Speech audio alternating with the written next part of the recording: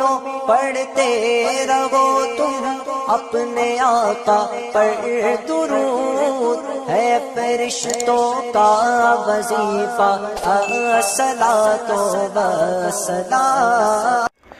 बिस्मिल्लाहिर्रहमानिर्रहीम। अल्लाहुम्मा सल्लि अला सय्यिदिना मौलाना मुहम्मदिन बारिक वसल्लिम सलातो वस्सलामु अलैहि या रसूलल्लाह सल्लल्लाहु तआला अलैहि व आलिहि व सहबिहि वसल्लम। बहुत ही प्यारा अनमोल वजीफ़ा लेकर के हाजिर हूँ जिसके बेशुमार फ़ायदे हैं। आज काफ़ी इंसान जिस्मानी बीमारियों से, जादू टोना टोटका भूत प्रेत चुड़ैल डाकन वगैरह वगैरह से बहुत परेशान हैं और जोड़ों के दर्द से भी बेपनाह परेशान हैं। पुरसुकून नींद नहीं आती, इसके लिए भी एक ज़हमत है। तो जिस शख्स को कोई बीमारी हो जो ना जा रही हो या लाइलाज हो गई हो, या कोई तकलीफ़ हो, या कोई जिस्म का ऐसा ऐब है या ऐसी इल्लत या वजह है या ऐसा कोई मामला है जैसे कि नशा वगैरह वगैरह जिससे पीछा छुड़ाना चाहता है, या जिस्मानी तौर पर बहुत कमज़ोर होता जा रहा है और बीमारी कुछ समझ में ना आ रही हो, या जिस्म के जोड़ों में दर्द रहता हो, या जिस्म के अंदर सुइयाँ चुभने जैसी कैफियत रहती हो, तो अपने हाथ और पाँव की नाखून काटे और पाँव और हाथ के नाखून को महफूज करे। इस बात को हमने इससे पहले वाली क्लिप में भी पेश किया है, लेकिन अभी जो पेश करने का मकसद ये है ताकि आवाम को ज़्यादा से ज़्यादा इस वजीफ़े की मालूमात हो। जब नाखून काटें तो काटने से पहले बिस्मिल्लाहिर्रहमानिर्रहीम पढ़ लें और पढ़ने के बाद में सुन्नत के मुताबिक नाखून काटें, जो पहले की क्लिप में काटने का तरीक़ा पेश किया गया है।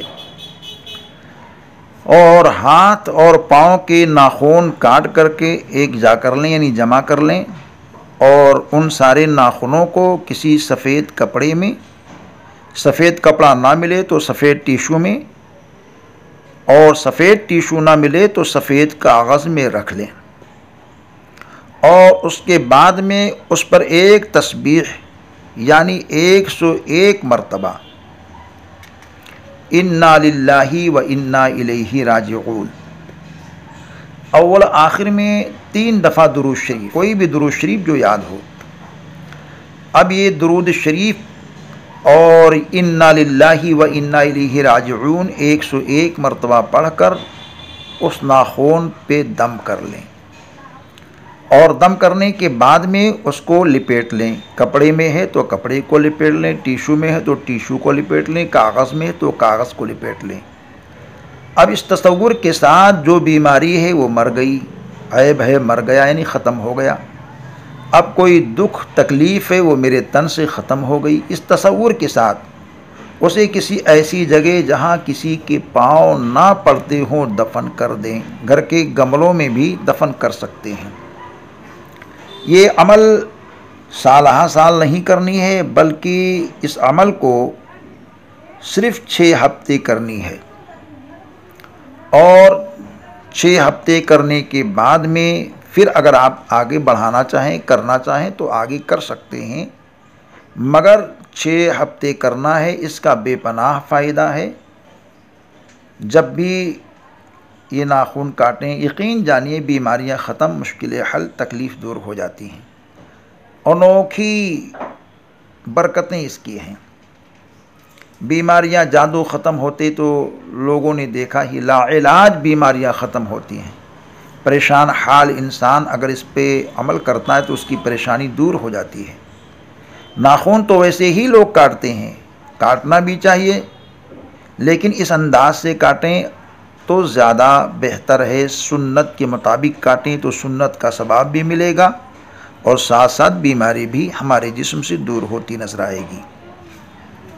हाल क्या होता है कि कुछ लोग तो हाथ और पैर के नाखून काट लेते हैं, मगर पैर के नाखून को बड़ा रखते हैं, क्योंकि लोगों की नज़र हाथ के नाखूनों पे रहती है, पैरों पे नहीं रहती, तो छुपे रहते हैं, जूते वगैरह के अंदर हैं और किसी चीज़ के अंदर छुपा हुआ है। तो ऐसा लोग करते हैं कि उसकी तरफ लोगों की तवज्जो नहीं रहती।